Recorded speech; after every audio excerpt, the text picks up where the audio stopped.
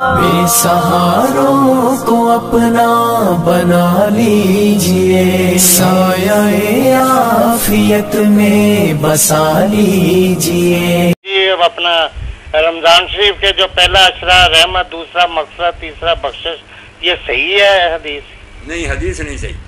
یہ بار بار ہر جگہ لکھا ہوتا ہے نا، لکھا ہوتا ہے، وہ خطبہ آپ کا سناتے نا کہ آپ نے شعبان کی آخری رات یہ خطبہ دیا، مگر علم حدیث کی روشنی میں اس کے راوی ضعیف ہے نا، یہ دلیری نہیں بائی امین کرنی چاہیے۔ جو چیز اچھے طریقہ سے آپ تک ثابت نہیں ہوئی، مستند نہیں، وہ منسوب نہیں کرنی چاہیے۔ باتیں اس میں کچھ اچھی ہیں، کوئی بری نہیں، مگر سارے اشرے جو ہیں وہ مغفرت کے بھی ہیں، رحمت کے بھی، اتقم من النیران کے۔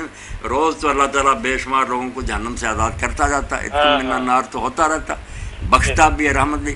یہ تقسیم کرنے کی کیا ضرورت؟ اور یہ بھی لوگوں نے کیا کہ الگ الگ دعائیں بھی اب گھڑ لی ہیں کہ یہ مغفرت کا ہے، اس کے لیے یہ دعا پڑھو، یہ رحمت کا یہ پڑھو، آخر میں یہ پڑھو۔ یہ بھی اپنی طرف سے دین میں ایجاد ہے۔ یہی بات میرا ذہن میں آتی مولانا، نہیں بس دن شروع ہو رہے ہیں، کیا ضرورت ہے؟ یہ بالکل منوٹی بات نہیں، یہ دن جو آ رہا ہے نا اب آخری، ان کے لیے ٹھیک ہے، ایک دعا صحیح ثابت ہے جو ام المؤمنین عائشہ رضی اللہ تعالیٰ عنہ نے اللہ کے رسول علیہ السلام سے پوچھا کہ اگر میری زندگی میں لیلۃ القدر کی یہ راتیں آئیں تو میں کیا پڑھوں؟ تو آپ نے فرمایا اللہم انک عفو تحب العفو فاعف عنی۔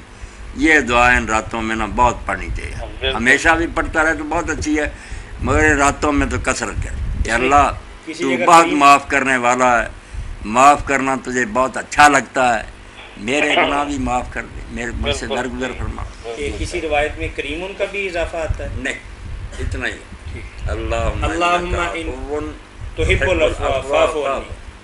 یہ کثرت سے پڑھنی چاہیے، بہت پڑھنی۔ یہ آخری اشرا کے حوالہ سے خاص طور پہ مولانا نے بتایا ہے کہ اللہم انک عفو تحب العفو فاعف عنی، یہ آخری اشرا کے اندر کثرت کے ساتھ اس کا ذکر ہونا چاہیے۔ اور یہ آخری اشرے کا تو ہر رات ہی لیلۃ القدر ہو سکتی ہے نا مولانا، پہلے بھی کئی دفعہ بتایا ہے۔